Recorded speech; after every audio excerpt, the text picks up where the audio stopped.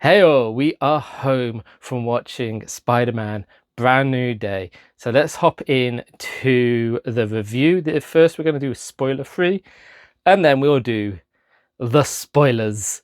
So for those who haven't seen the film yet and just want to know, is it worth going and watching? Yes, it's worth going and watching. The practical effects are freaking incredible. It feels like you're watching a Spider-Man PlayStation game brought to life on the big screen. I don't like the way they got the swing in, the way that they got the stunts with swinging, the way that they got the combat. It's brilliant. It's so freaking well done that like they're going to struggle. Um, the story arc. All I'm gonna say is the trailer lies. The trailer lies. That's all I can say. I would explain that in the spoiler part, but the trailer lies. Of course it lies. It's Marvel. We know that spoilers lie, that the trailers lie. That is something that actually I'm very happy about. There is a post-credit scene after the film, so stay for that. It is kind of small.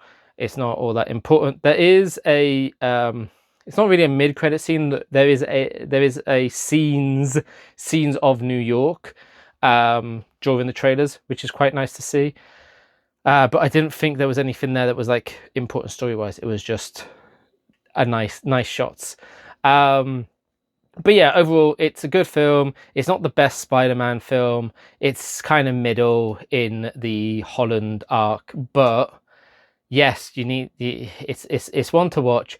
Can you avoid watching it and know what's going on? Yes, I think you can actually. I think you'll be fine skipping this for Doomsday, but I wouldn't. That's all I'm going to say on that, Mark. If you know the Brand New Day comic, forget about it for the film. And that's all I can kind of say without spoiling stuff. So we're going to hop over to the spoiler part. Thank you for staying for the spoiler free. And now for the spoilers. You've got 5 seconds to get on out of here if you don't want to be spoiled for the film. Okay, right, now they're gone. Whoa. Okay, right. Let's hop in straight away. The first thing to talk about, yes, Sadie Sink is Jean Grey. Do I think that was a good choice? I don't, actually. I don't. I think there was a bunch of other spider characters that we could have pulled in instead to have told a similar kind of story. But I can see what's going on here. Damage Control, as we know from Ms. Marvel, are collecting mutants. As we also kind of know from Ms. Marvel, since the snap and the energy blast, which awoken the celestial egg, brought the deviants back, it seems to have triggered the X gene on a large scale. So as we know, original X-Men kind of storyline, you've got Magneto, you've got Xavier, you've got all these like sprinklings of mutants across history, and then at some point there's a big explosion of the X gene, and there's no real trigger in the comics for why there's this explosion. There just is an explosion of the gene. It becomes more dominant as more heroes and all of that are coming about anyway. In MCU, it would seem that the X gene has been triggered because of the blip. Now, for this story to work, basically, there's no Xavier. Now, we know there's no Xavier. Why do we know there's no Xavier, Nate? Because of us being in the sacred timeline. We know that this timeline leads to He Who Will Remain. And He Who Will Remain has managed this timeline to have made sure that it didn't splinter off everywhere. No Xavier. No X-Men. No Fantastic Four. They were deleted. We don't know how. We don't know when. We don't know why. But they were removed from this timeline. And a bunch of other key reality editing heroes have been removed. This is why I'm confused why there's a Jean Grey. Why would there be a Jean Grey in 616 unless Kang has somehow removed the Phoenix Force? That's the only thing that can make sense to me with that.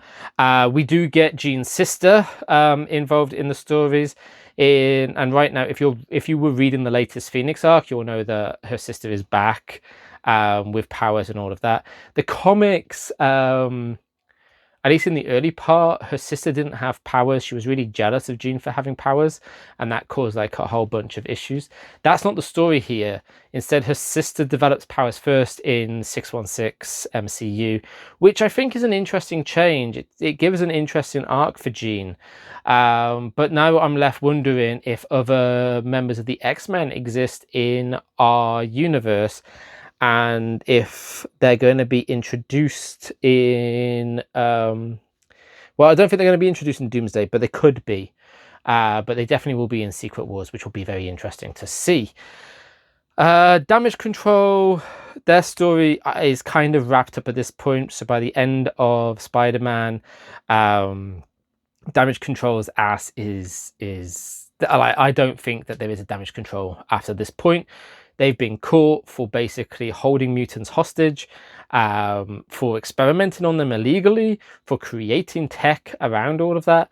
However, Spider-Man's inhibitor chip was not destroyed at the end of the film. It was left at the DODC center, which means that inhibitor chips is going to be a story point in the Mutant Saga, which is what we're coming to next. That will be phases 7, 8, 9. And it will be because of Spider-Man.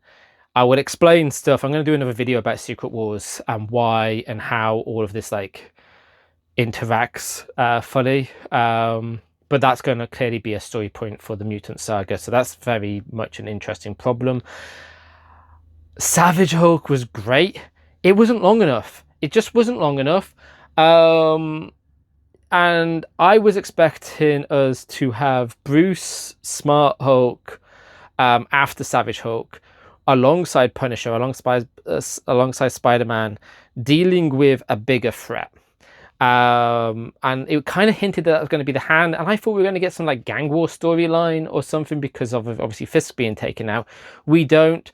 This is part of my problem with this film. There is nothing about Spidey during the Fisk part. There is nothing about Spidey when New Avengers are dealing with their drama. We get none of that in the 4 year of fill-ins.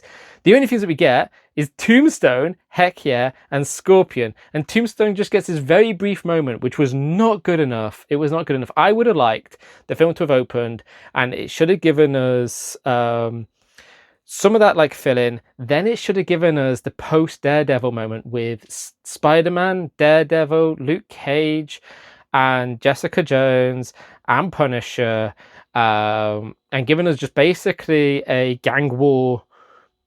Just it only had to be in these like little cameo blasts, and that would have been enough for that part. And then we could have done with just a little bit of clarity that was happening at the same time as New Avengers drama was going down. That would have closed that off. That would have made me very happy. That would have just tied those bows up that we really need tied up at this point.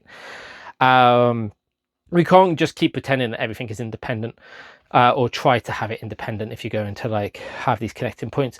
Punisher in the film is really good. It is a continuation, but there is obviously time jumps, and that is confusing as hell.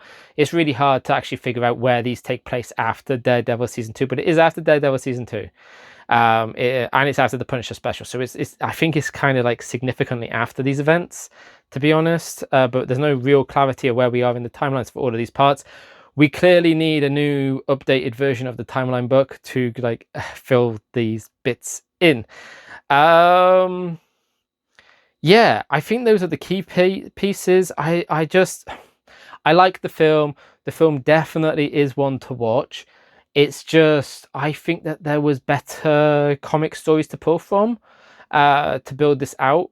Like with the team up, Punisher, Spider-Man team ups. Like with giving us a little bit more Widow, Fury, other things that they could have done here. And they kind of just missed it, I think. But that's not to say that the film is bad. It just... it had the potential to be greater, and it wasn't. The other thing that bugs me with this film is, again, what the hell has happened to the symbiote? Like, why give us that post-credit symbiote bit and have nothing here. We should have been starting to get black suit Spider-Man at least by the end of the film, and we haven't, so there was no point. That whole thing was pointless, and they should have just not done it. Because we're not going to get that paid off. We'll get Secret Wars and we'll get some Venom symbiote that way instead. But we're not going to get a payoff inside the 616 for that silly bit of nonsense that was done. And, you know, Amy is kind of to blame for that. So we'll, yeah, because of them doing that part in the Venom that wasn't actually agreed with Feige. Now, Feige could have just ignored it, but, you know, Sony had control over the Spider-Man film, so they were able to do these little bits if they wanted to. Yeah, we kind of just need Sony to just be like done in even the production, like just get money because of the distribution and like that be that. Anyway, what else? Oh, the post-credit scene. The post-credit scene is cool. So we get a clip of the Spidey Tracker app, and it shows us not only our Tom Holland Spider-Man, but then Spider-Man appears in space. In space. Now, at the end of Fantastic Four and at the end of New Avengers, we get post-credit scenes of the Fantastic Four. Well, at the end of New Avengers, we get the post-credit scene of the Fantastic Four arriving in our universe with their multiverse hopping ship. I think that's one of the Peters coming with them. I don't know if it will be like at that moment or if there will be a second hop out to bring them, but clearly Toby is returning for Doomsday, even though it's not announced yet. That is clearly what that hint was. So yeah, let us know your thoughts on the film. I'm intrigued to see where this all is going. You know, I have a lot of ideas of where it's all going. Oh, the very end of the film, Ned remembers that was Tom's freaking bad mistake in the interviews, where he revealed yes, somebody does remember, and then they tried to stop him from bloody announcing it, and then he still announced it. So it's Ned. This is interesting, actually. This is very interesting. So Tom approaches him and he does their handshake. And when they complete their handshake, Ned remembers that that's Peter. And he remembers that Peter is Spider-Man. 1. This means that the spell is broken. This is bad. This will be probably how, this could also be how Peter 2, as he's so wonderfully dubbed, gets pulled back. He could be being pulled back, which could be a whole other problem, or he's brought over normally. But I think this is going to be part of the incursion of the Spider-Verses, is because of this event. But also this is going to mean that Ned is now going to have 2 memories. The one that the spell created and the real one. And I think these are going to clash, and I think this is how we're going to get Hobgoblin, because these confused memories are going to cause the events that will lead him to becoming the Hobgoblin. And I think that's going to be very cool, and that could be Spider-Man 5. Now, the reason why I'm grumbling about Brand New Day, I didn't mention that. So Brand New Day comic book, we all know, is about rewriting the events where Spider-Man causes everybody to forget who he is. And that is done with Mephisto. And it was rumoured that Mephisto was going to be in this film. Mephisto's not in this film. He's not in this film. There's no deal struck to change anything. So there's no connection to Ironheart. And we're left again without these connecting dots that could have been there. I do think it would have made sense to have a post-credit scene with Tom being offered a deal, and it being that gave Ned back his memories and gave MJ back her memories. I think that would have been a much better thing.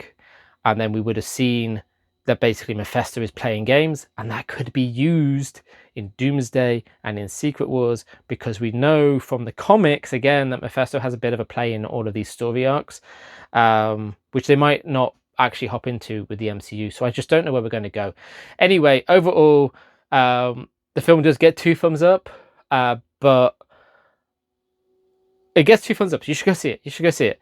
I don't know why I'm saying it, but it's a 2 thumbs up film.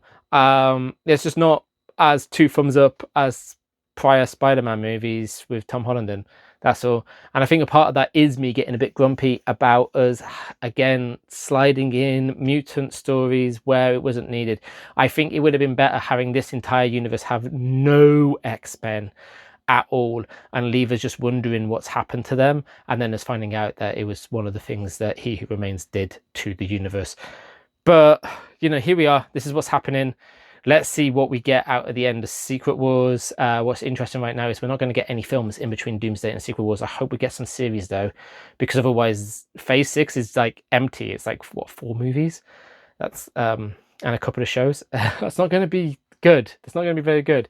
Anyway, we will catch you all later. Thank you for listening to us ramble on about Spidey, and I hope you enjoy, and let us know thoughts on the film if you've seen it. Are you going to go watch it and all of that jazz? And we will catch you in the next one.